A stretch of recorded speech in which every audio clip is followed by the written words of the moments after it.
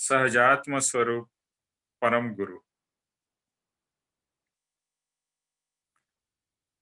जैसे अभी हम क्षमापना के एंड में आ रहे हैं, so now we are on to the last वचन ऑफ क्षमापना। मैं बोलूं? आप स्टार्ट कर दिए तो कोई बात नहीं। हाँ हाँ, आपका सब म्यूट पे रखिए आप। मैं बोलूं? अभी नेक्स्ट टाइम बताइएगा, क्योंकि अभी ठीक है। सत्संग स्टार्ट कर रहे हैं। हाँ। हे सर्वज्ञ भगवान, आपसे मैं विशेष क्या कहूँ। आपसे कुछ अज्ञात नहीं है, मात्र पश्चाताप से मैं कर्मजन्य पाप की क्षमा चाहता हूँ। तो ये अभी फिनाले, जैसे कहते हैं ना कि क्लाइमैक्स, ये पूरा क्षमापना का पूरा सार ये लास्ट वचन में कृपाणु देव ने कवर कर लिया है। और क्षमापना आप पूरी बोलो तो बहुत ही अच्छा है, लेकिन आप अगर नहीं कर पाते हैं तो सिर्फ इतना ही, हे सर्वज्ञ भगवान, आपसे मैं विशेष क्या कहूँ। आपसे कुछ अज्ञात नहीं है, मात्र पश्चाताप से मैं कर्मजन्य पाप की क्षमा चाहता हूँ। ये वचन एटलीस्ट दिन में 5 बार, और ज्यादा बार तो और भी अच्छा है, बट एटलीस्ट 5 बार, जैसे मुसलमान लोग नमाज पढ़ते हैं 5 बार, इस तरह से ये वचन एटलीस्ट दिन में 5 बार होता रहे। ज्यादा हो तो और भी अच्छा है। जब समय मिले, हे सर्वज्ञ भगवान, आपसे मैं विशेष क्या कहूँ। आपसे कुछ अज्ञात नहीं है, मात्र पश्चाताप से मैं कर्मजन्य पाप की क्षमा चाहता हूँ। तो हर घड़ी जो भी, जब यहाँ पर लिखा है सर्वज्ञ भगवान, स्वीटी जी ने एक वर्ड यूज किया ऑल माइटी। मैं ऑल माइटी का यहाँ पर एक अलग शब्द यूज किया है, हे सर्वज्ञ, जिसके पास में सब कुछ है। सर्वज्ञ मतलब सब पूर्ण ज्ञान है, ऐसा सर्वज्ञ। और इसके बारे में काफी डिटेल में अभी हम, जब भी पप्पा जी का पुस्तक जो है क्षमापना की, उसके अंदर से हम जब भी विवेचन हिंदी में ट्रांसलेट करके करेंगे, तो उसमें और डिटेल में आएगा कि सर्वज्ञ का मतलब क्या होता है, सर्वज्ञ क्या होता है। तो इस पुस्तक को पूज्य पप्पा जी को, परम कृपाणु देव को और सभी ज्ञानी को हम प्रणाम करके, उनको भाव से वंदन करके आज का सत्संग शुरू करते हैं। तो हे सर्वज्ञ, जो सब कुछ जानता है, सर्वज्ञ, इसके लिए क्या कहते हैं, हे सर्वज्ञ, आपसे मैं विशेष क्या कहूं। जब आप सब कुछ जानते हो तो मैं आपको और क्या मैं बताऊं। आपसे कुछ अज्ञात नहीं है, यानी आपको सब पता है, आप जानते, सब कुछ जानते हो। तो मैं आपसे और क्या कहूं। लेकिन मैं इतना ही कहना चाहता हूं, क्या, कि मात्र पश्चाताप से मैं कर्मजन्य पाप की क्षमा चाहता हूं। कि जो भी मैंने कर्म बांधे हैं, अभी यहाँ पर शब्द है पाप। तो आप कहोगे कि हम पाप भी करते हैं, पुण्य भी करते हैं, लेकिन पुण्य पुण्य जो करते हैं वो भी कर्म बंधन का कारण है। और जो भी आत्मा को बांधता है वो सब पाप है। जो आत्मा को मुक्ति पे ले जाता है वो पुण्य है, और जो आत्मा को कर्म बंधन कराता है वो सब पाप है। तो यहाँ पर लिखा है कि मैं मात्र पश्चाताप से मैं कर्मजन्य पाप की क्षमा चाहता हूं। कि ये पाप मेरे से क्यों हो रहा है, ये कर्म बंधन मुझे से क्यों हो रहा है। तो यहाँ लिखा है कर्मजन्य, कर्मजन्य, कि कर्म मेरे जो हैं पास्ट के, वो मुझे उकसा रहे हैं, वो मुझे प्रोवोक कर रहे हैं, और वो प्रोवोक होने से मैं वापस वही पाप करता जा रहा हूं, और ये चक्र मेरा बंद ही नहीं हो रहा है। कर्म का उदय होता है और वापस मैं उसी तरह का उदय के हिसाब से वापस कर्म का बंधन या पाप कर बैठता हूं, और वह पाप मेरे बंधन का कारण बनते ही जाते हैं, जिससे मेरा परिभ्रमण कभी भी एंड नहीं हो रहा है। तो मैं मात्र पश्चाताप से आपकी साक्षी में क्षमा चाहता हूं, कि कर्मजन्य पाप की क्षमा। तो इसका हम अभी डिटेल में विवेचन करते हैं। हे भगवान, आप सर्वज्ञ हो, इसलिए आप सब जानते हो। मेरे सत्ता में रहे हुए कर्म को भी जानते हो। कि भगवान जिसे कहते हैं, जिसको भगवान यहाँ पर शब्द है, हे सर्वज्ञ। सर्वज्ञ मतलब जिसको संपूर्ण ज्ञान हो चुका है, ऐसे भगवान, ऐसे केवली भगवान, जिनको केवल ज्ञान हो चुका है, संपूर्ण ज्ञान, तभी ही उनको सर्वज्ञ कह सकते हैं, वरना सर्वज्ञ नहीं कह सकते हैं। तो जब भी आप सब कुछ जानते हो, तो आप ऑब्वियसली मेरे कर्म को भी जानते हो। सी ज्ञानी की खूबी क्या होती है कि ज्ञानी आपको और आपके कर्म को समझते हैं। और प्रत्यक्ष ज्ञानी की जरूरत क्यों होती है? क्योंकि आपके कर्म का किस तरह से आपके आत्मा के ऊपर में आवरण है, वो शायद आपको भी पता नहीं है, लेकिन ज्ञानी जानते हैं। इसलिए ज्ञानी वैसी आज्ञा देते हैं जिससे आपके कर्म, जो आपको आत्मज्ञान प्रकट होने से रोक रहे हैं, वह कर्म को कट कराते हैं, वो कर्म के आवरण को दूर कराते हैं। तो सर्वज्ञ का क्या मतलब है? त्रिकालवर्ती, ज्ञान आराधक, सर्वज्ञ भगवान। जगत का एक रजकण भी आपसे अप्रत्यक्ष नहीं है। जब भी हम कहते हैं ना भगवान कण कण में बसे हैं, तो क्या भगवान फिजिकली कण में जाके बसते नहीं है? लेकिन भगवान के ज्ञान में हर एक रजकण, रजकण में से एक छोटा कण भी उनके ज्ञान में है। जो सर्वज्ञ केवल ज्ञान की जो दशा है, उसके उनके ज्ञान में तो सब कुछ है। तो इस पूरे ब्रह्मांड का, यानी हर एक आत्मा का, हर एक पुद्गल का, हर एक का ज्ञान है। इस जगत में अनंत द्रव्य और एक एक द्रव्य की अनंत पर्याय, और एक एक पर्याय आपसे ज्ञान के बाहर नहीं है।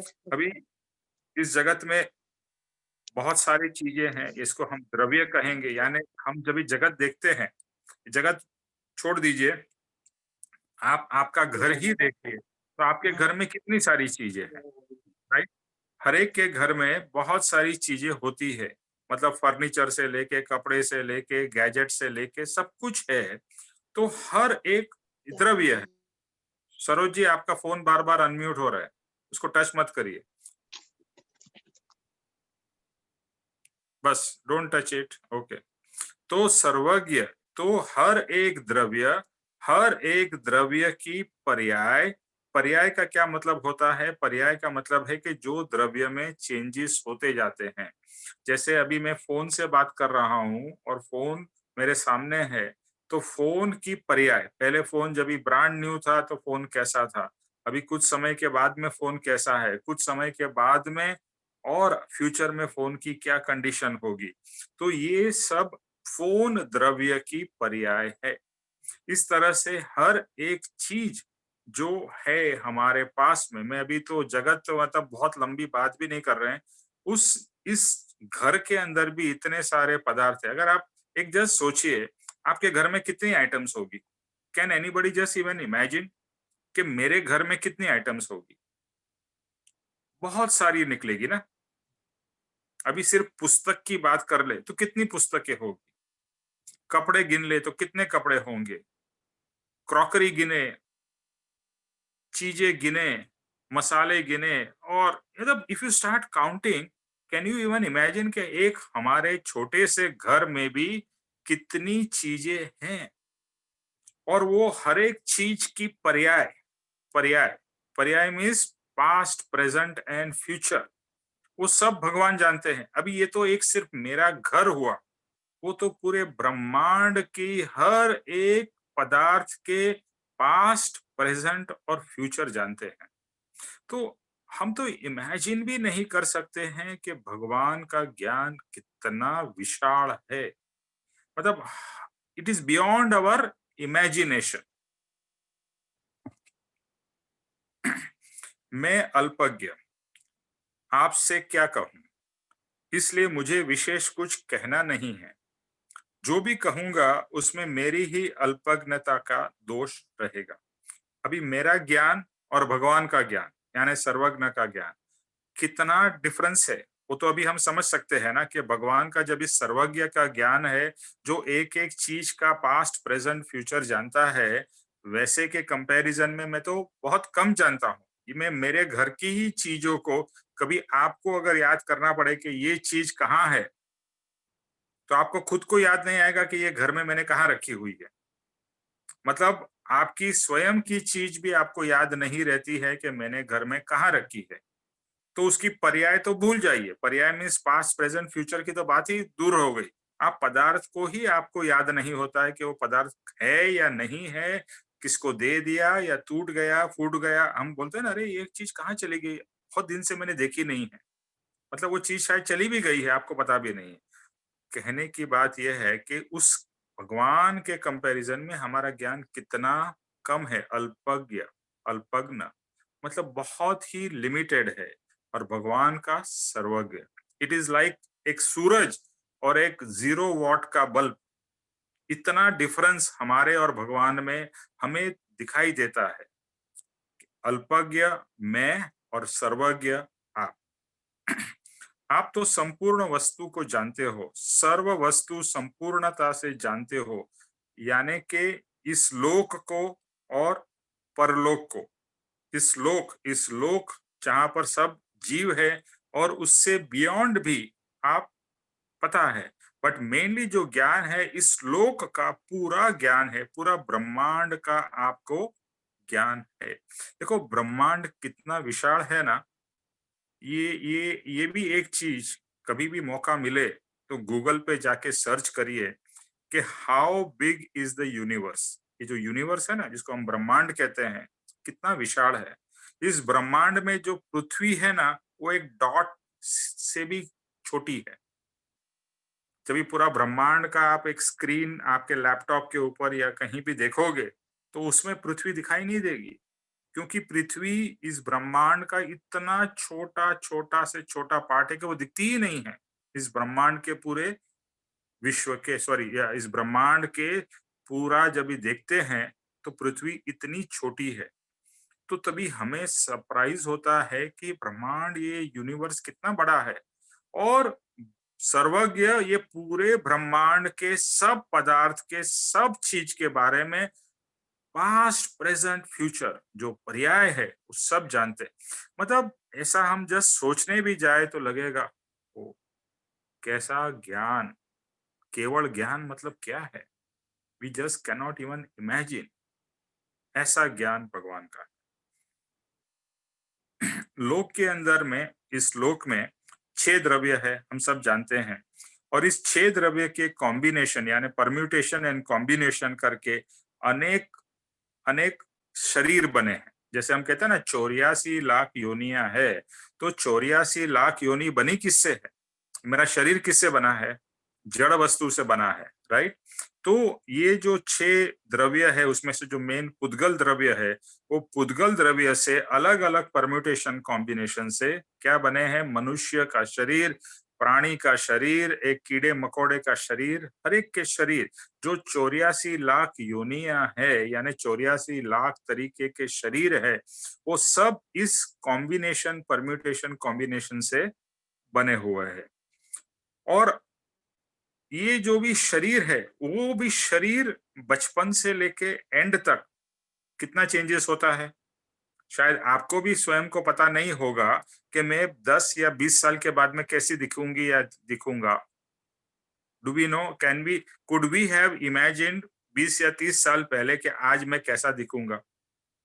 नहीं। लेकिन भगवान को सब अवस्था का ज्ञान है कि ये जो बच्चा है जिसका जन्म हुआ है, उसकी कितनी आयु होगी, वो आयु के दरमियान क्या क्या करेगा, क्या क्या उसके जीवन में होगा, कैसा कैसा शरीर का उसके अंदर में चेंजेस आते जाएंगे। सब ज्ञान प्रभु को है। और जब भी हम सोचते हैं कि इस पृथ्वी के ऊपर ही कितने जीव है, इस पृथ्वी पे कितने जीव, अनगिनत, यू कांट काउंट। एक शरीर के अंदर ही इतने जीव है, मेरे शरीर में इतने जीव है कि जिसकी मैं गिनती नहीं कर सकता हूं, तो इस पूरे पृथ्वी के ऊपर, ब्रह्मांड की तो बात जाने दीजिए, इस पूरे पृथ्वी के ऊपर में कितने जीव है, कांट काउंट, अनगिनत असंख्य जीव है। और वह सब जीव के शरीर, उस सब जीव की पर्याय, उसको सबको कौन जानता है? सर्वज्ञ भगवान। जस्ट नाउ स्टार्ट थिंकिंग कि क्या ये ज्ञान, मतलब ज्ञान की विशालता या ज्ञान की पवित्रता कैसी होगी।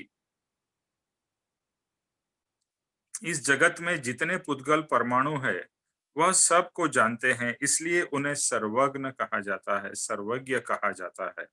सिर्फ पुद्गल को जानने उतने से तो नहीं चलेगा, वह पुद्गल क्या क्या कर रहा है अथवा उसके अंदर समय समय या सेकंड सेकंड में कितने चेंजेस आने वाले हैं, वह उन्हें भी जानते हैं। जैसे अभी बात हुई कि हमारे शरीर की बात हुई, नॉट ओनली शरीर, जैसे मैंने बताया फोन है या कोई भी किताब है या टेबल है या कुर्सी है, उसमें जो जो चेंजेस होने वाले हैं सबको भगवान यानी सर्वज्ञ जानते हैं। एक पुद्गल का परमाणु को लेकर और अनंत काल तक उसमें निरंतर कांस्टेंट चेंजेस चलने वाले हैं। अभी ये जो मेरा शरीर बना है या कोई भी चीज ले लो, वो सब पुद्गल से बने हैं, जिसको आज के टाइम में कहें कि एटम से बने हैं। तो ये एटम्स और एटम से भी सूक्ष्म परमाणु की बात करें तो ये परमाणु, कितने परमाणु है, वापस वो भी काउंटलेस परमाणु है या उतने एटम्स और मॉलिक्यूल्स है, तो एक एक परमाणु की क्या अलग अलग अवस्थाएं होगी, वो भी भगवान के ज्ञान में है। इसीलिए कहा जाता है कि भगवान कण कण में है, लेकिन भगवान फिजिकली कण में नहीं है, भगवान के ज्ञान में हर एक कण का ज्ञान है। तो पहले से लेकर अनंत काल तक, जब तक उसके अंदर पर्याय बदलती जाएगी, यानी कि पुद्गल की अवस्था बदलती जाएगी, ये सब जो, तो उसे जानना चाहिए, यानी भगवान उसे जानते हैं। जब भी हम कहें ना कि मुझे पदार्थ को अच्छी तरह से जानना है, तो उसका ये मतलब होता है कि मैं पदार्थ को कैसा था, कैसा है और कैसा होगा, वो सब मैं जब भी जानूंगा तो मैं कह सकता हूं कि मुझे उस पदार्थ का संपूर्ण ज्ञान हुआ। तो भगवान को जब भी संपूर्ण ज्ञान है तो एक एक पदार्थ का, एक एक द्रव्य का, एक एक परमाणु का ज्ञान है। फिर इसी प्रकार से जो एक पुद्गल को जानता है वो ब्रह्मांड में रहे संपूर्ण पुद्गलों को जानता है। बराबर है? जैसे अभी बात हुई, एक पुद्गल को ही नहीं, सब पुद्गलों को, सब परमाणुओं को जानता है। पुद्गलों के जानने के बाद में किस तरह से वह स्कंद बनते हैं, स्कंद मतलब आज के समय में कहें कि मॉलिक्यूल्स और उसके मैटर बनता है। जैसे कोई भी चीज है वो एटम, एटम में से मॉलिक्यूल्स, मैं साइंस की भाषा बोल रहा हूँ कि, और शास्त्र में कहते हैं कि परमाणु, परमाणु से स्कंद और स्कंद से पदार्थ बनते हैं। इसी तरह से एक छोटे छोटे पार्टिकल्स को मिला के मॉलिक्यूल्स बनते हैं, स्कंद बनते हैं, स्कंद को मिला के कोई ना कोई चीजें बनती है, कभी टेबल बन गया, कुर्सी बन गई, किताब हुई, फोन हुआ। ये सब अल्टीमेटली किसके बने हुए हैं? They are all made up of परमाणु। तो ये सब परमाणु के अलग अलग कॉम्बिनेशंस को भी सर्वज्ञ जानते हैं। यानी कि जितना जड़ का अस्तित्व है उतना उनका ज्ञान का अस्तित्व है। अभी जब भी हम कहते हैं कि ज्ञान, ज्ञान किसे कहते हैं, तो ज्ञान में हम जानते किसको है? नॉर्मली जब भी हम ज्ञान की बात करते हैं तो ज्ञान में हर समय हम पर पदार्थ को जानते हैं। पर पदार्थ में क्या हो गया? वापिस परमाणु या फिजिकल मटेरियल। फिजिकल मटेरियल को हम कहेंगे पुद्गल पदार्थों को जानते हैं। तो जितने पुद्गल पदार्थ है उतना पुद्गल पदार्थ विशाल, यानी जितनी अलग अलग वैरायटीज और उसकी अवस्था है उतना विशाल सर्वज्ञ भगवान का ज्ञान है। जड़ का कितना इतना ज्ञान है और पूरे जगत का संपूर्ण जड़ पदार्थ के पर्याय सहित जानिए और हर जगह पर सब कुछ जान लिया तो ज्ञान संपूर्ण है। यानी सब कुछ, एवरीथिंग कवर्ड फ्रॉम बिगिनिंग। यानी अभी यहाँ पर अभी हमें सोचना है सब कुछ, मतलब कभी से, अनादि काल से ये पूरा चला आ रहा है ना। अनादि काल से ये जगत ये ब्रह्मांड चला आ रहा है। अनादिकाल से क्या-क्या हो रहा है और क्या-क्या होने वाला है, सबका ज्ञान। मतलब ऐसा लगता है कि ये पॉसिबल है क्या? आई एम श्योर हम सबको ऐसा एक डाउट आ सकता है कि इज इट पॉसिबल कि इतना ज्ञान हो सके? लेकिन है। जिसको केवल ज्ञान है, उसको सर्व ज्ञान है, इसीलिए उसको सर्वज्ञ कहते हैं। पर पदार्थ को जानना उसका नाम ज्ञान, और पर पदार्थ जितने हैं उससे ज्यादा जानने, मतलब जो पर पदार्थ है जितने हैं उसको सबको जानना, उसका ज्ञान जो अभी अभी हमने कहा, तो ये भगवान की सर्वज्ञता है। और हर एक परमाणु मात्र के नहीं, हर एक जीव के, उसके अनंत काल के सब पर्यायों को एक साथ देख और जान सकते हैं। अभी तो हमने पदगल के बारे में काफी बात की, अभी हम आत्मा की बात करते हैं। मैं एक आत्मा हूँ, आप आत्मा हो, जितने सारे सत्संग सुन रहे हैं वो हर एक आत्मा है। हर एक आत्मा की, जो मुझे नहीं पता है ना, क्या आपको पता है पास्ट लाइफ में आप क्या थे? ऐसा ज्ञान आज तो नहीं है शायद। उसके प्रीवियस लाइफ में क्या थे? अभी परम कृपाणु देव को 900 भाव का ज्ञान था। 900 भाव का मतलब प्रीवियस भाव में उन्होंने क्या-क्या शरीर धारण किया, क्या-क्या उनके नाम थे, क्या-क्या परिवार था, एटसेट्रा एटसेट्रा, सब ज्ञान था। लेकिन यहाँ तो 900 भाव की बात नहीं हो रही है। सर्व भाव यानी जितने भाव उन्होंने किए, सब भाव का ज्ञान। और एक ही व्यक्ति का ज्ञान नहीं, सब व्यक्ति के, सब आत्मा के, जितने भी अलग-अलग उन्होंने जन्म मरण किए हैं, सबका ज्ञान। यानी भगवान अगर देखे कि ये निमेष का जो आत्मा है, इसके पहले कहाँ-कहाँ था और इसके बाद में कहाँ-कहाँ जाएगा, सब ज्ञान। अभी हमें तो ज्योतिषी के पास जब भी जाते हैं, तो हम तो जानना चाहते हैं कि भाई मेरे इस लाइफ में क्या होगा। ज्योतिषी, बहुत अच्छा ज्योतिषी भी हो, तो वो ज्यादा से ज्यादा क्या बता सकता है? इस लाइफ तक की बात शायद आपको बता, उसमें भी 100% तो सही नहीं निकलती है। लेकिन कहाँ तक? अपने इस लाइफ तक की बातें बताता है।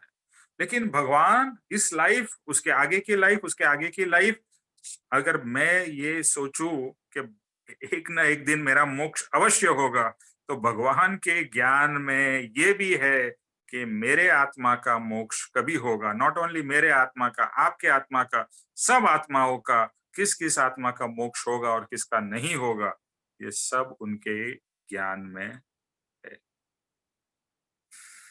तो सर्वज्ञ भगवान, आप सब जानते हो। ये आत्मा अनादिकाल से कहाँ था? कौन कौन से पुद्गल के परमाणु क्या क्या भाव में किस तरह से ग्रहण किए थे? एक देह को छोड़कर दूसरे देह में भागा, दूसरे देह को धारण करके आहार वर्गणा। अभी देखो हम कितनी वर्गणाएं हमारे पास होती है। एक है आहार वर्गणा, मनोवर्गणा, तेजस वर्गणा, कार्मण वर्गणा, भाषा वर्गणा, और ऐसी अनंत वर्गणाएं हमारे पास है। ओके, आहार वर्गना से शरीर बनता है, मनोवर्गना से हमारा मन जो है, मन चित्त जैसा कह लीजिए। तेजस वर्गना से एक तेज आता है। देखो आपने देखा होगा एक जीवित व्यक्ति और एक मृत व्यक्ति में, थोड़े टाइम के बाद में मृत जो व्यक्ति होता है, जैसे मॉर्ग वगैरह में जो बॉडी रखी जाती है, तो कुछ समय के बाद में वो बॉडी, वो आप देख भी नहीं सकते हैं, क्योंकि उसमें कुछ जो तेज था, जो आत्मा का तेज था, उसकी जो तेजस वर्गणा थी, वो तेजस वर्गणा का जो तेज है वो चला गया है। तो ऐसी तेजस वर्गणा, कार्मण वर्गणा, जो जिससे हम सब कर्म से बंधे हुए हैं, वो कार्मण वर्गणा, भाषा वर्गणा जो बोलते हैं, नॉट ओनली मनुष्य, हर कोई प्राणी, जो पक्षी हो या प्राणी हो, कुछ ना कुछ तो बोलता ही रहता है ना, चाहे कुत्ता हो या बिल्ली हो या तोता हो या कबूतर हो, गुड़ गुड़ गुड़ गुड़ कुछ ना कुछ करते रहते। सबकी भाषा वर्गणा है। तो अनेक वर्गणा है, तो ये सब वर्गणा को भी भगवान आप जानते हो। मतलब ये ज्ञान की कम एडिशन एडिशन एडिशन करते जाओ, तो ज्ञान कितना विशाल है। तो फिर जो पाप मैंने किए हैं, अभी मेन पॉइंट पे आते हैं कि ये तो भगवान का स्वरूप सर्वज्ञ क्या है वो बताया। अभी मेरे ऊपर आते हैं कि तो फिर जो पाप मैंने किए हैं और वह पाप को आप न जाने, वो किस तरह से बन सकता है? जब भी आप सब कुछ जानते हो, तो ये भी जानते हो कि मैंने क्या-क्या पाप किए हैं, मैंने क्या-क्या कर्म किए हैं, तो आपके ज्ञान में है ही। इसलिए अभी ऐसा विचार आना चाहिए कि मेरे मन की हर एक बात भगवान सही में जानते हैं। मतलब मेरे बारे में भगवान सब कुछ जानते हैं। जो सर्वज्ञ भगवान है, वो मेरे बारे में हर एक चीज़ जानते हैं, जो शायद मुझे भी पता नहीं है, वो भी उनको पता है। मैं एक एग्ज़ाम्पल दिया करता था कि कृपाणु देव की बात करें कि कृपाणु देव को मनोपर्य ज्ञान था। मनोपर्य ज्ञान का क्या मतलब होता है कि वो दूसरे के मन की बात जानते हैं। अभी दूसरे के मन की बात जब भी जानते हैं, तो नॉट ओनली अभी ये वक़्त इस समय में वो क्या विचार कर रहा है, लेकिन पास्ट में उसने क्या विचार किया था, 1 दिन पहले क्या विचार किया था, 1 महीने पहले क्या विचार किया था, 1 साल पहले क्या विचार किया था, जो आपको खुद को याद नहीं होगा और फ्यूचर में मैं क्या-क्या विचार करूँगा, वो भी उनके ज्ञान में था। तो और कृपाणुदेव तो लगभग केवल ज्ञान की भूमिका थे। ऐसा ऑलमोस्ट कह सकते हैं कि केवल ज्ञान तक पहुँच गए थे। तो अभी मैं यहाँ पर जब इस सर्वज्ञ भगवान को रिप्रेज़ेंट करता हूँ, तो मेरे लिए सर्वज्ञ भगवान कौन हो गए? परम कृपाणुदेव। जो आज के समय में हमारे साथ यानी 100 150 साल पहले ही हो गए, ऐसे अद्भुत पुरुष, ऐसे महाज्ञानी, सर्वज्ञ की कोटि के, भले 100% केवल ज्ञान नहीं हुआ है, लेकिन कहा जाता है लगभग मतलब 99.99 ऐसा हमारे मैथमेटिकल टर्म्स में कहना चाहे तो ऑलमोस्ट थोड़ा ही बाकी रह गया जो अगले भव में, तो इस भव में उनको प्राप्त केवल ज्ञान हो जाता है। तो यहाँ पर ऐसे परम कृपाणु देव, अभी मैं किसके सामने क्षमापना कर रहा हूँ? परम कृपाणु देव के सामने। तो जब भी हम ये कहते हैं, हे सर्वज्ञ भगवान, आपसे कुछ भी अज्ञात नहीं है, आपसे मैं विशेष क्या कहूँ, आपसे कुछ अज्ञात नहीं है।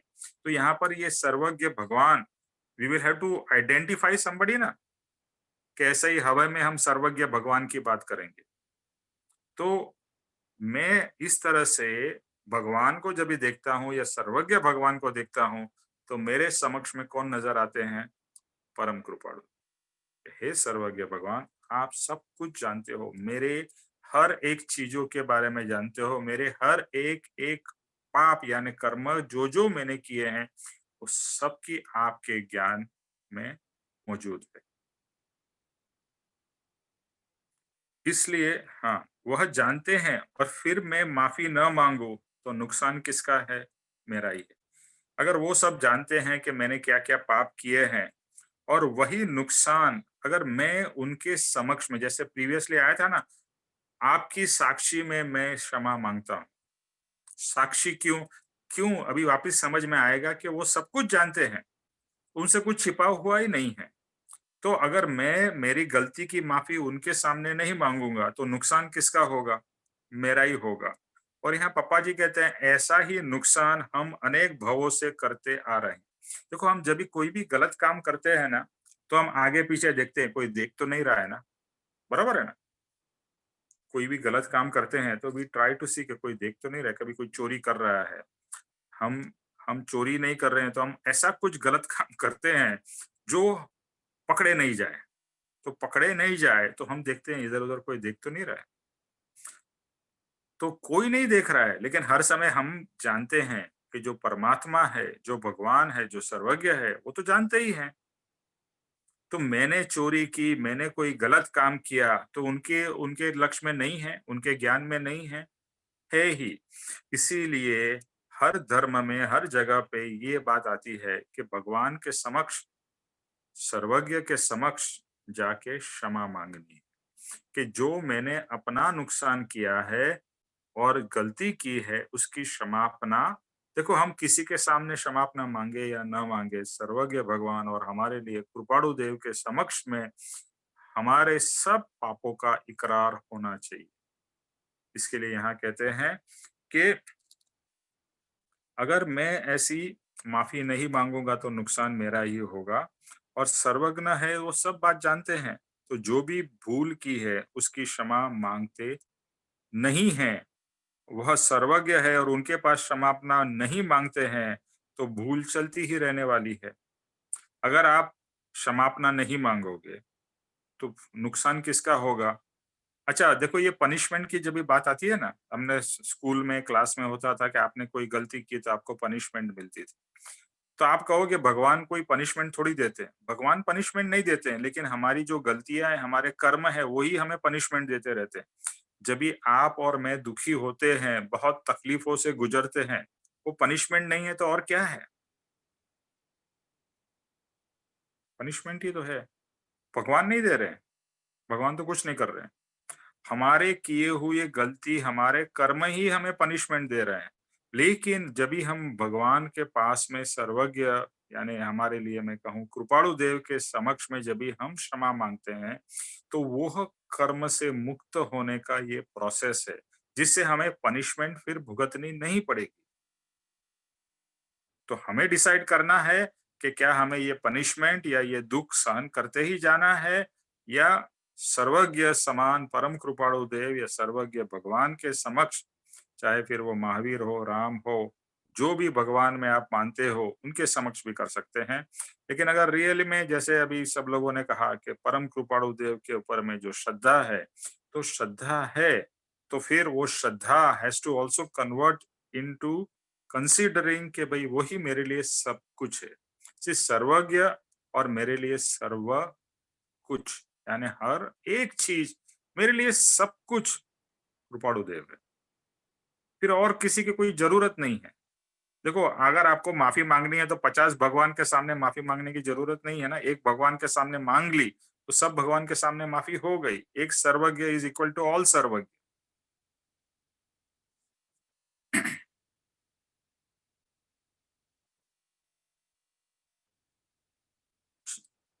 और ये जो पनिशमेंट की जो बात हो रही है, तो हमारा सबसे बड़ा पनिशमेंट बताए क्या है? परिभ्रमण। ये जो जन्म मरण चालू है, इससे बड़ा पनिशमेंट और क्या हो सकता है? क्योंकि जन्म मरण मतलब अनंत बार दुख दुख दुख, और सुख और दुख, उसमें भी दुख ज्यादा हम सहन करते ही जा रहे हैं, सहन करते ही जाते हैं। और जब कभी भी किसी के बारे में सुनते हैं कि इसका देहांत हो गया, इसका ये हो गया, तो हमें दुख होता है। तो दुख एक बार नहीं, अनंत बार हम सहन कर चुके हैं और करते ही जाएंगे। इससे बड़ा पनिशमेंट और क्या हो सकता है? तो इस पनिशमेंट से अगर हमें बचना है और इस पनिशमेंट नहीं चाहिए, तो सिर्फ एक ही मार्ग है, एक ही प्रोसेस है, और वह है क्षमापना। तो जरूरी यह है कि सर्वज्ञ भगवान सच्चे हैं। सच्चे हृदय से उनके पास क्षमापना मांगी हो तो यह जीव पवित्र होने लगेगा और अनादि काल की भूल सुधरती जाएगी, जो बात साधारण जीव के लक्ष्य में नहीं आती है। तो जरूरी यह है कि पहले तो हमें विश्वास, जैसे प्रीवियस सत्संग में था कि श्रद्धा, जिसकी भी हम पूजा कर रहे हैं, जिसकी भक्ति कर रहे हैं, उनके प्रति 100% हमें श्रद्धा होनी चाहिए। और उनके प्रति, उनके ज्ञान के प्रति, उनकी सामर्थ्य के प्रति, हर एक चीज के बारे में हमें श्रद्धा होनी चाहिए। और अंधश्रद्धा नहीं, सच्ची श्रद्धा। देखो, अभी तक हमने भगवान की श्रद्धा तो की थी ना, कि भगवान आप सब कुछ हो, सर्वज्ञ हो, सब कुछ, लेकिन रियल में भगवान को जाना ही नहीं था, तो वो तो अंधश्रद्धा हो गई थी। लेकिन अभी सही तरीके से जान के जब भी हम श्रद्धा कर रहे हैं, तो वो सच्ची श्रद्धा है। और जिसका फल उनकी भक्ति से और उनके समक्ष जब भी हम सच्चे हृदय से क्षमापना मांगते हैं। देखो, ये जो क्षमापना का कितना सत्संग, हम शब्द कितने भी बोल ले, वो इम्पोर्टेंट नहीं है। क्षमापना जभी भी हो, सच्चे हृदय से हो, अंदर से हृदय पूरा द्रवित हो जाना चाहिए। इट मीन्स, इस आप आंसू कितने बहाते हो वो इम्पोर्टेंट नहीं है। जैसे लेडीज लोग, कुछ लेडीज को हैबिट होती है कि छोटी चीज में भी उनके आंसू निकलने लगते हैं। इसका ये मतलब नहीं कि उनकी बहुत क्षमापना चल रही है, 2 मिनट में चुप भी हो जाते हैं। लेकिन क्षमापना क्या है? क्षमापना मीन्स अंदर से रियल का पश्चाताप हो, रियल में हृदय एकदम द्रवित हो जाए कि ये मैंने क्या कर दिया, ये मुझे, मतलब इतना अंदर से आपको बुरा लगे, ऐसा लगे कि ये तो मुझे नहीं करना था और मेरे से हो गया। तो इसकी, इस तरह की अंदर से भावपूर्वक की क्षमापना, वही तो इम्पोर्टेंट है। देखो, इतने सारे शब्द हम क्या बोल रहे हैं, वो उतना इम्पोर्टेंट नहीं है जितना भाव इम्पोर्टेंट है। क्षमापना भाव क्यों भाव इंपॉर्टेंट है? क्योंकि कर्म भी हमने भाव से बांधे हैं और उसका रिवर्स या उसका प्रतिक्रमण भी भाव से ही होगा।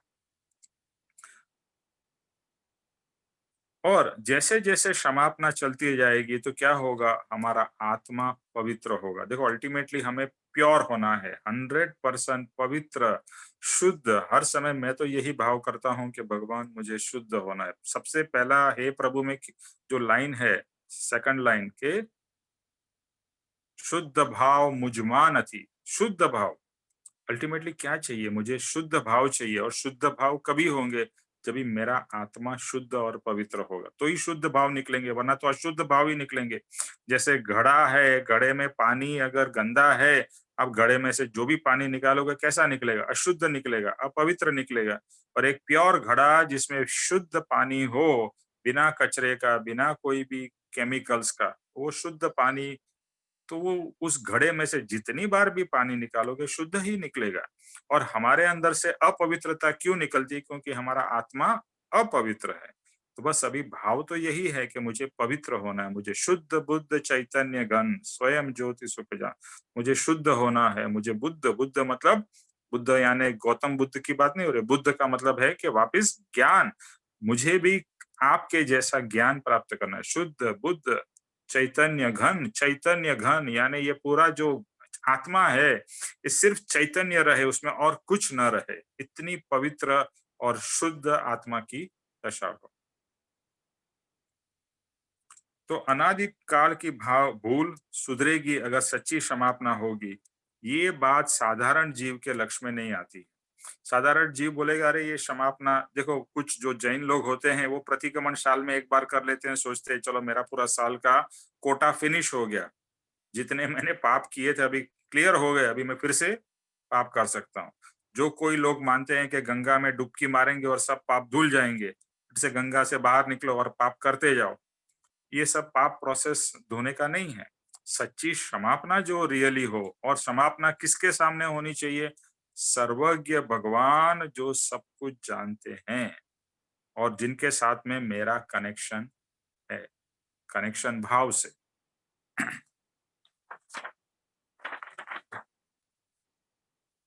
इस जगत के एक रजकण आपके अप्रत्यक्ष नहीं है,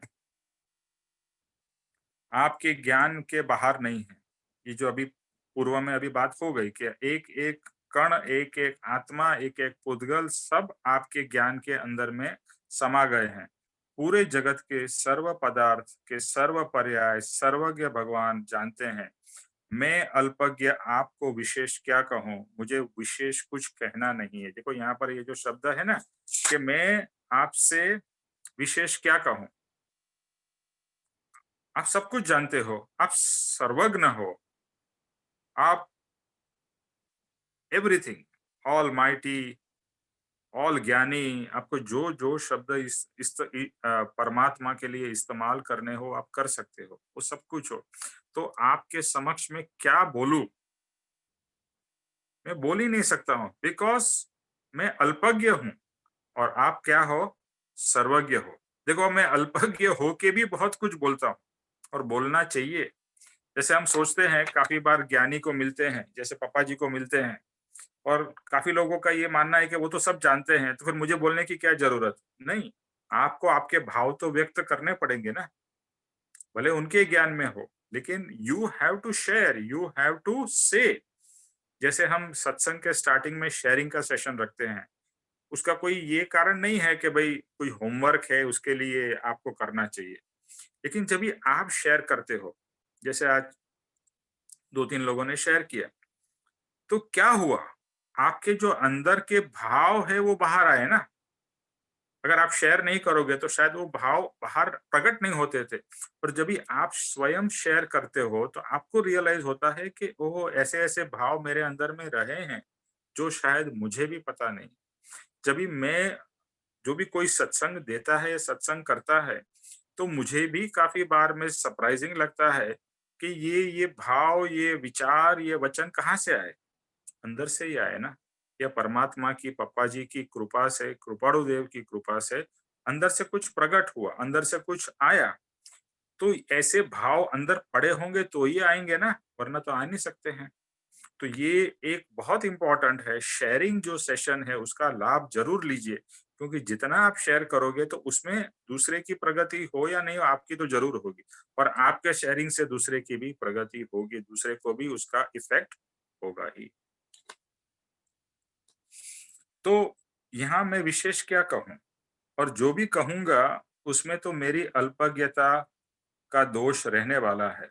और आप तो संपूर्ण वस्तु जानते हो, आप सर्वज्ञ है और सब कुछ जानते हो, फिर भी जब मैं आपके पास आकर हाथ जोड़कर कहता हूँ कि हे भगवान, मैं तो ऐसा हूँ, तब ही छूटना पॉसिबल है। देखो यहाँ पर वही बात पापा जी ने लिखी है कि भले भगवान सब कुछ जानते हो, लेकिन जब तक आप आपका दोष का इकरार नहीं करोगे, यू विल नॉट कन्फेस, तब तक आपका कल्याण नहीं होगा। आप सोचो भगवान को सब पता है और मैं हाथ जोड़ के खड़ा हो जाऊं और मेरे सब दोष माफ हो जाएंगे, नहीं होंगे। क्योंकि भगवान रियल में तो कुछ कर ही नहीं रहे हैं ना। माफी कौन मांग रहा है? आपका आत्मा मांग रहा है। और आपका आत्मा जब ये माफी मांग रहा है और जब तक भाव नहीं आएंगे, तब तक रियल में क्षमापना नहीं होने वाली। सिर्फ मैं हाथ जोड़ के खड़ा हो जाऊं और कोई भाव ना करूं, चलो शब्द नहीं बोलूं तो चलेगा, लेकिन भाव तो बहुत ही जरूरी है। क्षमापना का मूल जो बेस है वो आपके भाव है, क्षमा के भाव। ये हमें कभी नहीं भूलना है। तो जब भी मैं आपके पास आता हूँ और हाथ जोड़कर, देखो हम भगवान के पास ऐसे खड़े रहते हैं क्या? हमेशा भगवान के पास कैसे खड़े रहते हैं? हाथ जोड़कर। तो एक बहुत ही खूबी ये है कि भगवान के पास या हमारे गुरु के पास जब भी जाते हैं, तो एक अंदर से ही एक नम्रता का भाव आ जाता है, एक सरेंडर का भाव आता है। देखो ये जो है ना हाथ जोड़ के सर झुकाना, ये क्या है?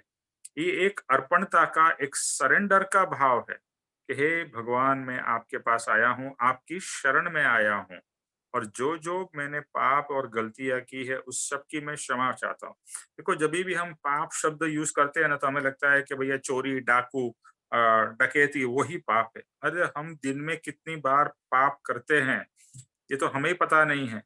और अभी इस मार्ग में आने के बाद में समझ में आता है कि हर क्षण हम कुछ ना कुछ पाप कर रहे हैं, क्योंकि हर क्षण हम कर्म बांध रहे हैं। तो कर्म बांधा मतलब वो पापी हो गया ना। तो वह पाप की मैं क्षमा मांग रहा हूँ। तो याद रखना है कि बड़ी चोरी की, बड़ी डकैती की, किसी को गाली दी, सिर्फ उसी को हम पाप समझे और बाकी सबको पाप नहीं समझे, ऐसा नहीं है। हर एक क्षण जो विभाव हो रहे हैं हमारे, यानी आत्म भाव को छोड़कर जो भी हो रहा है वो सब विभाव है। और हर एक विभाव से कर्म बंधन हो रहा है। इसके लिए क्या लिखा है कृपाणु देव ने? क्षण क्षण भयंकर भाव मरने का अहोराची रहो। जो है ना कि क्षण क्षण भयंकर भाव हम करते हैं। यानी भयंकर क्यों कहा? क्योंकि वो भाव से हमारा कर्म बंधन हो रहा है। तो क्षण क्षण हमारे अंदर में विभाव हो रहे हैं, और हर एक विभाव वह पाप है, ये समझना है। हम्म?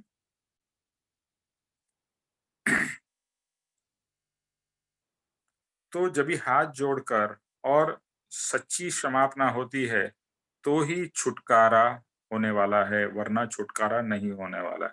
और यहाँ पर एक प्रिंसिपल या एक प्रोसेस समझना है कि भगवान कोई माफी वाफी देने के लिए वहां बैठे नहीं रहे। एक भगवान एक प्रतीक है, उनके समक्ष आप पूरा अपना हृदय खोल रहे हो, और वह ऐसा ही सोचना है कि वो लाइव हमारे सामने मौजूद है। तो ही भाव भी उस तरह से प्रकट होंगे। सोचोगे तो चित्रपट है, उसके सामने में कुछ भी बोलो, वो कहाँ सुनने वाले हैं? तो वो भी क्षमापना आपकी फोक हो जाएगी।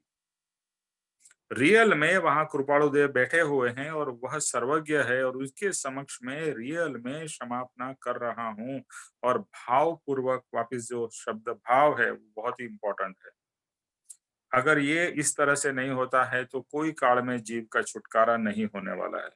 यानी कि जो कोई दोष है, दोषों की कुबुलात जब तक भगवान के पास या सदगुरु के पास न हो, तब तक जीव का कल्याण का कारण नहीं होता। यहाँ पर एक बहुत ही इंपॉर्टेंट बात कही, भगवान के पास या सदगुरु के पास।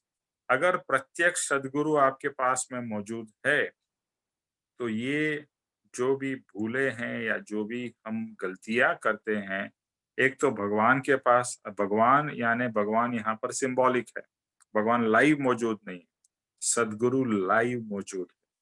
तो सदगुरु जब लाइव मौजूद हो और सदगुरु के पास में आपको मिलने का चांस मिले, तो अंदर से आपके भाव जो है क्षमापना के, उनके समक्ष प्रस्तुत होने चाहिए कि हे पापा जी, मेरे से ये गलतियां हो गई या ये मेरे से विभाव हो जाते हैं, तो आप मुझे कृपा करके मार्गदर्शन दीजिए। तो बेसिकली जब भी हम उनके समक्ष अपने भाव प्रदर्शित करते हैं, तो वो कुछ न कुछ गाइडेंस हमें दे सकते हैं।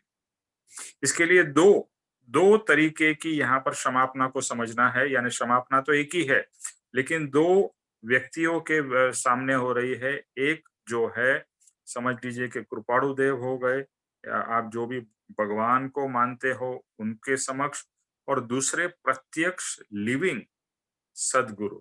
अच्छा, दूसरा ये बात भी समझना है कि लिविंग सदगुरु जो है, वो हर समय तो हमें कांटेक्ट में नहीं आते हैं। तो कोई भी सीनियर मुमुक्षु हो, उसके समक्ष भी आप अपने भाव शेयर कर सकते हैं।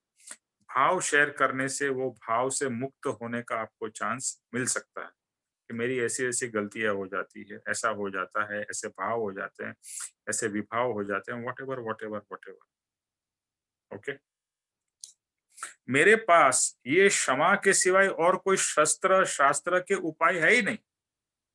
मेरे पास एक कर्म काटने के लिए क्या चीज है? जैसे आप सब्जी काटते हो, तो सब्जी काटने के लिए चक्कू है ना, ये चक्कू है सब्जी काटने के लिए। इसी तरह से मेरे कर्म को काटने के लिए मेरे पास में क्षमा के सिवाय और कोई शस्त्र नहीं है, और कोई शास्त्र भी नहीं है, कोई शास्त्र की भी जरूरत नहीं है। सिर्फ एक क्षमा है, वही तो मेरा शस्त्र है, और वही क्षमा के द्वारा ही मैं सबसे मुक्त हो सकता हूँ।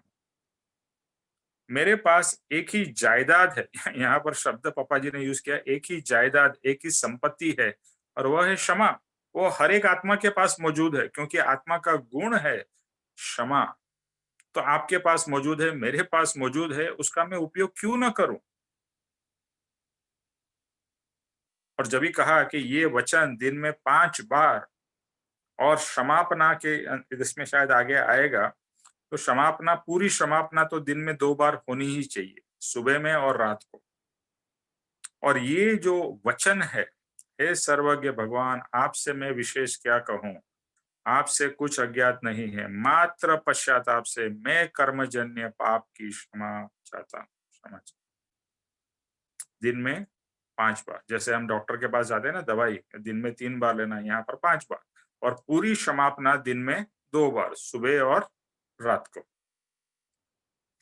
मेरे कर्मजन्य पापों का क्षय हो, और फिर से वैसे नए कर्म का बंधन न हो, ऐसी समता, क्षमा और धीरज रहे, ऐसी इच्छा करता हूं। देखो, अगर आपने कर्म काट लिए, पूर्व कर्म की क्षमा मांग ली, और फिर से वापस ऐसे ही नई कर्म बांधेंगे, तो क्या फायदा हुआ? तो कोई मतलब ही नहीं हुआ। आप क्षमा मांगते जाओ और गलती करते जाओ, ओके, तो कोई फायदा नहीं है। तो क्षमा के साथ में प्रभु से ये भी प्रार्थना करनी है कि प्रभु, फिर से मैं ऐसे कर्म न बांधू, ऐसे विभाव न करूं, ऐसे गलत संसारिक विचार न करूं, ऐसे भाव भी निरंतर अंदर से चलते रहने चाहिए। तो कर्मजन्य पापों का श्रय और फिर से नए कर्म का बंधन न हो, ये इक्वली इंपॉर्टेंट है। ऐसी समता, देखो, नया कर्म का बंधन कभी नहीं होगा जब भी आपके अंदर में सम भाव रहेगा, समता का भाव रहेगा। और क्षमा और धीरज, क्षमा का भाव, समता का भाव और धीरज, 3 चीजें हैं। समता, समता से नए कर्म नहीं बांध रहे हो, और फिर भी जो बंद हो जाता है कर्म का, उसके लिए क्षमा मांग रहे हो। और तीसरा है धीरज। धीरज क्यों मांगी है यहाँ पर? कि भाई ये प्रोसेस को होने को, प्रोसेस का रिजल्ट आने को टाइम लगेगा। आप सोचो कि मैंने आज क्षमापना मांग ली और कल मेरा मोक्ष हो जाएगा, कल मुझे सब ज्ञान प्रकट हो जाएगा। नहीं, ये तो लंबा प्रोसेस है। इसके लिए समता, क्षमा और धीरज, तीनों चीज की जरूरत है। ऐसी भगवान मैं आपसे प्रार्थना करता हूँ, इच्छा करता हूँ। अनेक प्रकार के दोषों, पश्चाताप में जलकर अनंत प्रकार के कर्मजन्य पापों की क्षमा मांगकर मैं पवित्र होकर आपकी कृपा के पात्र होता हूँ। यही अभिलाषा है, ये प्रभु ये पूर्ण करो, पूर्ण करो। बहुत ही अच्छी प्रार्थना है। क्या? कि अनंत प्रकार के दोषों पश्चाताप में जलकर। देखो ये पश्चाताप है ना, जैसे हम जब भी होली होती है तो होली में क्या करते हैं, अग्नि प्रकट करते हैं और सब उसमें डालते हैं कि सब चीज वो जलकर राख हो जाए। तो हमारे अंदर में इस तरह की एक होली जलती रहनी चाहिए। जब ये होली जो है, होली एक सिंबॉलिक है कि सब पाप का उसमें भस्म हो जाता है। तो इसी तरह से जो पाप भस्म हो जाता है, तो पश्चाताप की अग्नि से मेरे इस तरह के पाप भस्म हो जाए, जलकर राख हो जाए। ऐसे अनंत प्रकार के कर्मजन्य पापों की मैं क्षमा मांगता हूँ। तो पाप की जब भी क्षमा मांगते हैं, उसके साथ में पश्चाताप चलना चाहिए। जो हम भाव की बात कर रहे हैं, वो भाव क्या है? वो पश्चाताप है ना। जब भी हम कहते हैं कि मैंने क्षमा मांगी, तो सिर्फ मैं बोल दूं कि भगवान मैंने गलती की, उसकी मैं क्षमा मांग रहा हूँ, ये तो कुछ नहीं हुआ। पश्चाताप है ही नहीं। कहाँ पर रिग्रेट है ही नहीं। जब तक पश्चाताप नहीं है, एक रिग्रेट ना हो कि ये तो मैंने गलत कर दिया, ये तो मुझे नहीं करना चाहिए था। तो क्षमापना का एक इम्पोर्टेंट जो एलिमेंट है वो पश्चाताप, और पश्चाताप की अग्नि में ही आपके कर्म जलेंगे। तो पश्चाताप से मैं जलकर अनंत प्रकार के कर्मजन्य पापों की मैं क्षमा हो रही है या क्षमा मांग रहा हूँ, और उसके कारण मैं पवित्र होकर आपकी कृपा का पात्र होता हूँ। जैसे जैसे मेरे अंदर में पवित्रता आती जाएगी या मेरी दशा वैसी होती जाएगी, मेरी पात्रता वैसी होती जाएगी, तो जैसी जैसी पात्रता होगी उस पात्रता के अनुसार सदगुरु आपको आगे आगे आगे बढ़ाते जाएंगे। तो पात्रता प्राप्त करने के लिए क्षमापना बहुत ही इंपॉर्टेंट है। और जैसे जैसे पश्चाताप होता रहेगा, और जैसे हमने स्टार्टिंग में क्षमापना के सेशंस में कहा था कि पापा जी कहते हैं कि एक मंत्र स्मरण मैं आत्मा हूँ, और दूसरा क्षमापना, ये निरंतर चलते रहने चाहिए भाव से कि ये मुझे इससे मुक्त होना है, मुझे इससे मुक्त होना है, ये पाप से मुक्त होना है, ये कर्म से मुक्त होना है। हर समय पाप शब्द न भी यूज करो, तो कर्म से मुक्त होना है। जो भी आप, जैसे भी आपके अंदर से भाव निकले, वचन निकले, इट्स ओके। तो मैं आपकी कृपा का पात्र बन सकूं, यानी आपकी कृपा से ही ये सब पॉसिबल होगा। यही मेरी अभिलाषा है। हे प्रभु यह पूर्ण करो, पूर्ण करो। तो एक सिंपल से वचन में बहुत ही अच्छी प्रार्थना पूज्य पापा जी ने यहाँ पर दी है। कर्म के उदय के साथ जैसे भाव मैंने किए हैं, उस तरह के नए कर्म बंधन में करता रहा हूँ। अर्थात कर्मजन्य कर्म के कारण कर्म उत्पन्न होते हैं, और कर्म का उत्पन्न होना उसे पाप कहिए तो कर्मजन्य पाप है। जरा इसको समझना है कि कर्म के उदय के साथ में जैसे जैसे ही कर्म का उदय आता है ना, तो क्या होता है, वैसे ही भाव होते हैं। बराबर है। कर्म का जैसे उदय आया वैसा ही विभाव होता है, और जैसे ही विभाव हुआ वैसे वापस नया कर्म बंधन हुआ, और ये साइकिल चलती ही रहती। तो ये विभाव क्यों हुआ मुझ में? तो यहाँ पर शब्द है कर्मजन्य, कि कर्म का उदय हुआ इसके लिए मुझे गुस्सा आया, कर्म का उदय हुआ इसके लिए मुझे लोभ हुआ, कर्म का उदय हुआ इसके लिए मुझे मान हुआ। कर्म का उदय नहीं होता था तो मुझे मान भी नहीं होता था, क्रोध भी नहीं होता था, नहीं होता था, कुछ नहीं होता था। तो अभी ये साइकिल को तोड़ना कैसे? पहले तो साइकिल समझनी है कि कर्म का उदय होता है, उसके अनुरूप आप उसमें जुड़ जाते हो और विभाव करके फिर से नए कर्म बांध लेते हो। तो कर्म के कारण ही विभाव उत्पन्न हुए हैं। ओके। और वो कर्म का उत्पन्न होना, उसे ही हम क्या कहते हैं? पाप। कि कर्म नए बांधे तो पाप है। जैसे बताया, आत्मा को आपने बांध लिया तो पाप हो गया, आत्मा को आवरण आपने करा दिया तो पाप हो गया। तो ये कर्मजन्य पाप है। यहाँ पाप को समझना है इन अ वेरी ब्रॉड मीनिंग। जैसे शुरुआत में बताया कि कर्म का बंधन वह पाप है, कर्म का आवरण वह पाप है। तो कर्मजन्य पाप की देखो यहाँ पर शब्द जो है ना, क्या है? मैं कर्मजन्य पाप की क्षमा चाहता हूँ। कर्मजन्य पाप, कर्म का उदय हुआ, इसके लिए मेरे से विवाह हो गए, इसके लिए ये हुआ। एक तरीके से यहाँ पर जो कहते हैं ना कर्मजन्य, तो एक्चुअल में ये भी कहना चाहते हैं भगवान मेरी गलती नहीं थी, ये तो कर्म ने मुझे उकसाया, इसके लिए मैं विभाव में बह गया। लेकिन मैं बह गया, अगर आप पानी के बहाव में बह जाओ, तो ये तो नहीं कह सकते कि पानी के बहाव में मैं बह गया, इसके लिए मुझे डूबना नहीं चाहिए। आप बह गए तो डूबे गए। तो इसी तरह से कर्म के उदय में, बहाव में आप विभाव कर बैठे, आपको फल भुगतना ही पड़ेगा। वह वह कर्म मेरे साथ मेरे आत्मा में चिटके थे, इसलिए शायद ये ऋणानुबंध से संबंध से मैं दोष लेने के लिए तैयार हूं। अभी यहाँ पर आप कह सकते हो कि मैंने दोष नहीं किया, कर्म ने मुझे दोष करवाए। तो यहाँ पर कर्म किसके ऊपर चिटके हुए थे? आपके आत्मा के ऊपर ना, दूसरे के आत्मा के ऊपर तो नहीं चिटके हुए थे। तो मेरे आत्मा के ऊपर जो कर्म चिटके हुए थे, और सिंस मेरे आत्मा पे चिटके हुए थे, तो ऋणानुबंध मेरा और कर्म का हुआ ना। तो वह ऋणानुबंध के कारण मैं दोष लेने को तैयार हूँ कि हाँ, मेरा ये कर्म से ऋणानुबंध था और ये कर्म ने मुझे उकसाया, इसके लिए मैं उस विभाव में बह गया, और उस बहाव में मैंने विभाव कर लिए और सब उल्टे सीधे काम कर लिए। लेकिन कराया किसने? कर्म ने। ये बात को नहीं भूलना है, कराया कर्म ने, उसके कारण मैंने कर लिया।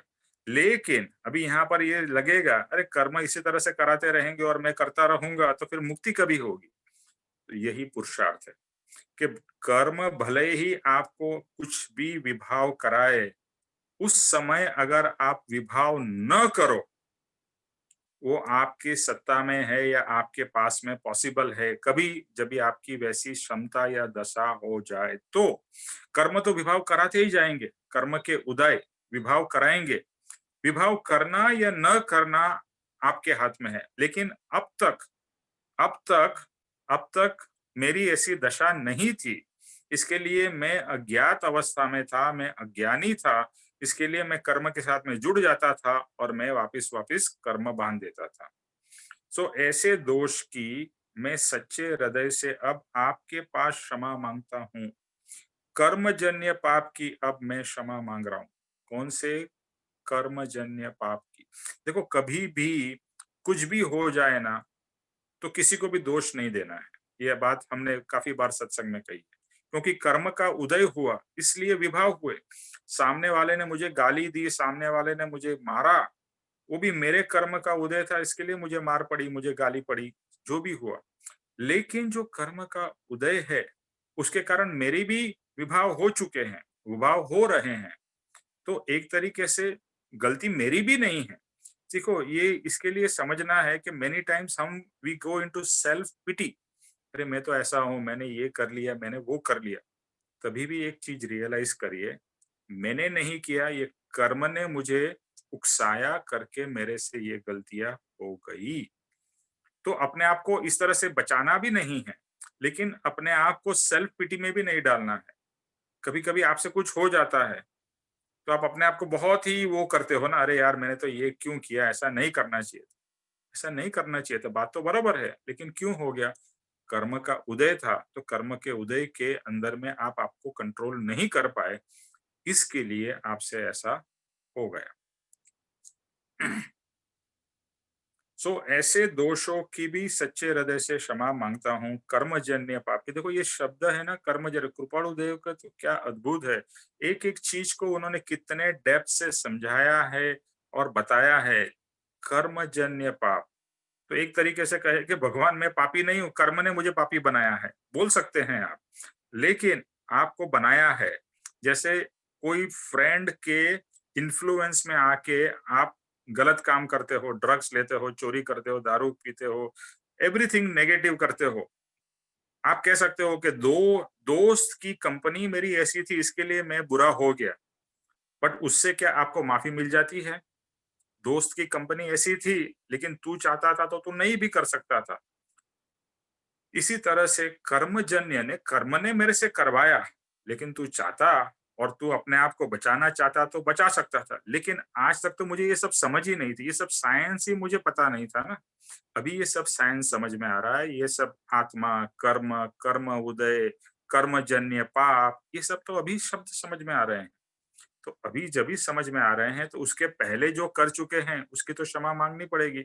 और आज समझ आ भी जाए तो भी आत्मा इतना स्ट्रांग नहीं हुआ है कि वो कर्म के विभाव में विभाव न कर बैठे। जैसे हम सत्संग में है, क्या हमें विभाव नहीं होते हैं? हो जाते हैं ना, क्योंकि हमारी वैसी उच्च दशा नहीं हो गई है जो ज्ञानी की है। परम कृपाणु देव की जैसी दशा थी, कितने भी भारी कर्म आते थे उनके एक भी कर्म नहीं बंधन होते थे, और पुराने नए कटाकट कट होते जाते थे। तो कर्म का उदय उनको भी था, तो उनको क्यों नहीं कर्म बंधन हो रहे थे? क्योंकि उनकी आत्मा की दशा वैसी थी। तो अभी हमें भी यही 2 चीज़ करनी है। एक तो पास्ट के पूर्व के कर्मजन्य पाप की क्षमा। क्षमा माँगते धीरे अपने जो पुराने कर्म है उसको काटते जाने हैं, क्षमा क्षमा के द्वारा। दूसरा, जभी भी नया कर्म उदय में आ रहा है तो जितनी हो सके उतनी समता और प्रभु से बड़ माँगना है कि प्रभु मुझे बचा के रखना, मैं स्थिर रहूँ, मैं शांत रहूँ, मैं विभाव में न फँस जाऊँ, मेरी बहुत प्रभु कृपा करना। इसके लिए हर समय भगवान का नाम क्यों लेना है? कृपाणु देव का नाम क्यों लेना है? क्योंकि उस समय आपको उनका योग बल मिलता रहेगा और योग बल से आप दूसरे नए कर्म बंधन से बच सकते हो या कर्म बंधन कम हो सकता है। लेकिन वो कितना कर्म बंधन होगा वो आपकी दशा के ऊपर और आपके आत्मा के वीर्य के ऊपर डिपेंडेंट है। ऐसे तो जरूर नहीं है, पर कर्म मेरे आत्मा से छिटके हैं, इसके लिए इनडायरेक्टली भी मेरा इन्वॉल्वमेंट हो रहा है। तो मेरा डायरेक्ट इन्वॉल्वमेंट नहीं है, मैं ऐसे तो पवित्र हूँ। जैसे हम कहते हैं ना, मेरा आत्मा और भगवान का आत्मा एक ही है। मैं भी पवित्र हूँ, वो भी पवित्र है। लेकिन डिफरेंस इतना है कि ये मेरे पवित्र आत्मा के ऊपर सब कचरा लग गया है। अंदर से तो मैं पवित्र हूँ, और हमने काफ़ी बार ये डायमंड का एग्ज़ाम्पल दिया है कि डायमंड एकदम प्योरेस्ट से प्योर डायमंड हो, लेकिन वो कीचड़ में गिर जाए, तो डायमंड अपवित्र है भी और पवित्र भी है। क्योंकि जो डायमंड जैसा है, वो तो पवित्रता उसकी गई नहीं है, धोया के पवित्र। कचरा जो भी लगा है, कीचड़ लगा है, वो तो बाहर लगा है। इसी तरह से मैं भी पवित्र हूँ, मेरा आत्मा, मैं स्वयं पवित्र हूँ। कचरा जो लगा है, वो तो ऊपर में लगा है। अभी हमें सिर्फ पुरुषार्थ तो ये जो ऊपर में लगा हुआ कचरा है, जो कर्म का कचरा है जिसके कारण कर्मजन्य पाप हो रहे हैं, उसकी मैं क्षमा मांगता उसकी मैं क्षमा मांगता हूँ। और इनडायरेक्टली इनके कारण, इस कर्म के उदय के कारण मेरे सब दुनिया भर के विभाव विभाव विभाव चलते जा रहे हैं। अभी मुझे उसको स्टॉप करना है, मुझे उससे मुक्त होना है। तो अभी हम यहाँ पर आज का सत्संग स्टॉप करते हैं। ऑलमोस्ट ये वचन पूरा हुआ है, लेकिन इसके रिलेटेड कुछ और चीजें हैं जो हम लोग मंडे को जो सेशन होगा उसमें करेंगे। तो अभी जो हमने आज का जो सेशन हुआ है उसके रिलेटेड किसी को कोई प्रश्न या डाउट्स है?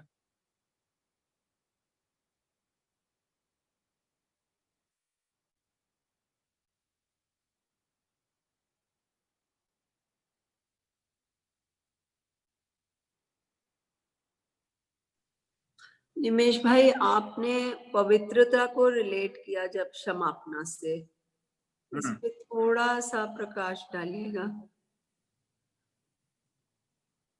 फिर से बोलो। आपने क्षमा मांगने से या प्रायश्चित करने से, जैसे हम क्षमापना करते हैं, और इसको आपने पवित्रता से रिलेट किया था एट वन पॉइंट। तो हाँ, मतलब जितनी क्षमापना हमारी होती जाएगी तो उतना हमारा जो कर्म का कचरा है वो निकलता जाएगा, या कर्म से हम पवित्र होते जाएंगे। जो कर्म का कचरा है, कर्म का मैल है या कर्म का बंधन है, तो जिस जिस तरह से क्षमापना होती जाएगी वैसे वैसे मेरा आत्मा पवित्र होता जाएगा। तो वह पवित्रता क्षमा द्वारा होती जाती है। देखो, 2 तरीके से पवित्रता होगी। एक है क्षमा के द्वारा और दूसरा है आत्मा की प्राप्ति के द्वारा। तो अभी हम यहाँ पर क्षमाप की बात कर रहे हैं, तो क्षमापना के द्वारा जैसे जैसे हम क्षमापना करते जाएंगे, आत्मा वैसे वैसे हमारा पवित्र होता जाएगा। ठीक।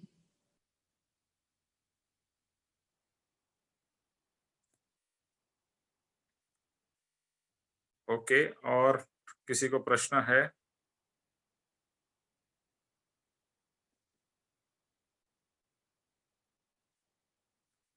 आई होप सबको ये जो वचन है, उसका जो कॉन्सेप्ट है, उसका जो एक्सप्लेनेशन पापा जी ने दिया है, वो सबको समझ में आ रहा है। और क्या करना है जब भी हम कर्मजन्य पाप की क्षमा करना चाहता हूँ, तो किस तरह से ये प्रोसेस और किस तरह से हमें करना है, ये बहुत ही इम्पोर्टेंट है। क्योंकि ये जो वचन है, ये पूरे क्षमापना का समरी है।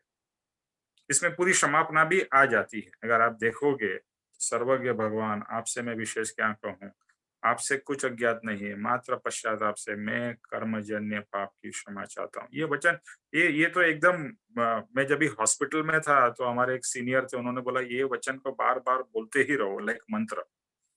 तो जब भी भारी कर्म का उदय हो, इवन अदरवाइज भी बोलना है, और जब भी भारी कर्म का उदय हो ना, तो ये वचन, ये क्षमापना का ये पाठ, उसको बार बार दोहराते रहो। और जैसे कहा कि दिन में अगर 5 बार होता है, तो बहुत ही फायदा कारक है। और पूरी क्षमापना दिन में 2 बार, सुबह में और शाम को या रात को। लेकिन जो भी हो, भाव से होना चाहिए, वरना कोई फायदा नहीं। पोपट के जैसे बोल गए, तो पोपट के जैसा ही फल मिलेगा, कुछ नहीं मिलेगा मतलब।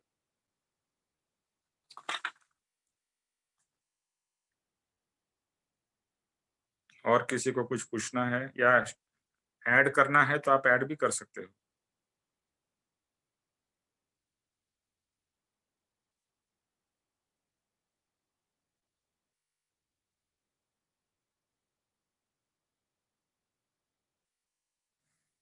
ओके, तो अगर किसी को कोई भी प्रश्न नहीं है, तो उर्मिल, आप जे स्वरूप करना चाहते हो?